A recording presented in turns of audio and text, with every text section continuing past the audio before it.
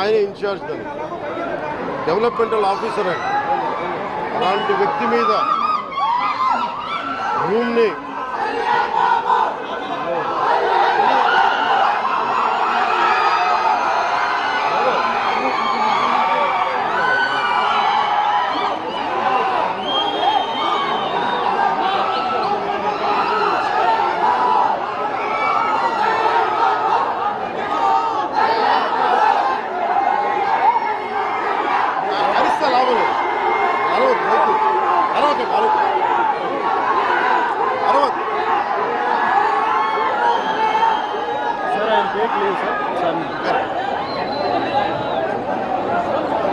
ముందుగా జవహర్ బాబు గారు ఆరోగ్య పరిస్థితి ఎలా ఉందని అడిగారు.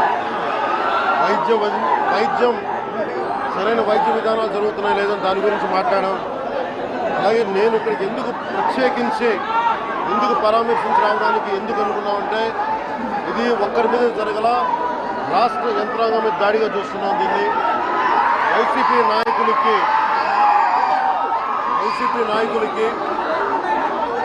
11 సీట్లు ప్రజలు పరిమితం చేసినా కానీ ఇంకా అహంకారం చావాలా.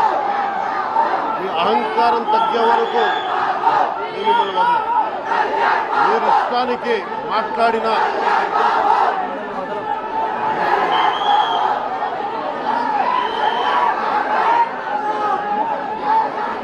అహంకారంతో కొట్టుకొని మీరు ఈ పరిస్థితికి వచ్చారు. ఇది ఈ వ్యక్తి మీదే కాదు, గత గాలివీడు మండలం సంబంధించి గతంలో కూడా ఏంటా మీరు ఎప్పుడు ఏ స్లోగన్ ఇవ్వాలో మీకు తెలియదు. పక్కరండి.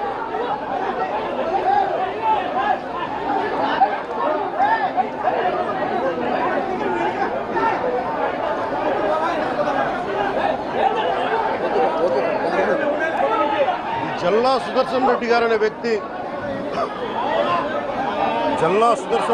వ్యక్తి ఈరోజు జవహర్ బాబు గారి మీద దాడి చేయడం కాదు, ఇతనికి దాడి చేయడం అనేది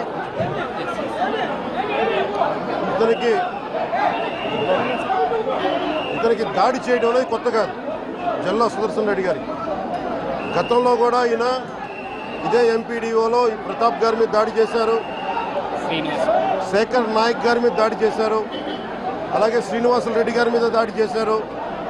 ఇది వీళ్ళ రాజ్యాలు అనుకుంటా ఉన్నారు. ఇష్టానికి మేము చేసుకోవచ్చు. వీళ్ళు జవహర్ బాబు గారు కూడా చెప్పింది ఏంటంటే, రూమ్ తాళాలు అడిగారు. మీ అమ్మగారికి ఇస్తాం, అది ఆవిడ మండల పరిషత్తు ఆవిడకి పదవి ఉంది కాబట్టి వాళ్ళ పిల్లలకి ఇవ్వమంటే ఎందుకు ఇవ్వం అని చెప్పి వాళ్ళ మనుషులు దాడి చేసి అమానుషంగా కొట్టారు. ఆయనకి హై బీపీ ఉన్న వ్యక్తి, హార్ట్ ప్రాబ్లం ఉన్న వ్యక్తి, పైగా కూర్చోబెట్టి కులాన్ని దూషించడం. దీనికి వీళ్ళ అహంకారానికి కులం ఏం లేదా. ఎవరైనా సరే, శ్రీనివాసరెడ్డి గారు కావచ్చు, శేఖర్ నాయక్ గారు కావచ్చు, ప్రతాప్ గారు కావచ్చు, జవహర్ గారు కావచ్చు, ఎవరి మీదైనా సరే వాళ్ళకి ఆధిపత్యానికి అడ్డుకుంటే మటుకు వీళ్ళకి ఇదే.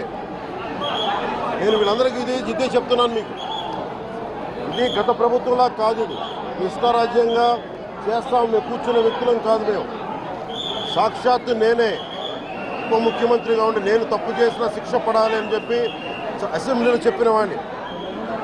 అలాంటిది మీరు ఇష్టారాజ్యంగా కూర్చొని అధికార విధులు నిర్వహిస్తున్న వాళ్ళ మీద దాడి చేస్తే ఏమాత్రం ఉపేక్షించాం.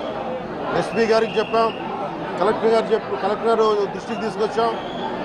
కలెక్టర్ గారు కూడా ఇదే చెప్పారు. నిన్న కొట్టగానే వెంటనే ఆయన విజయవాడలో ఉంటే ఆయన దృష్టికి తీసుకొస్తే వెంటనే ఎస్ఐని కానిస్టేబుల్స్ని పంపించిన సమస్య సాగల.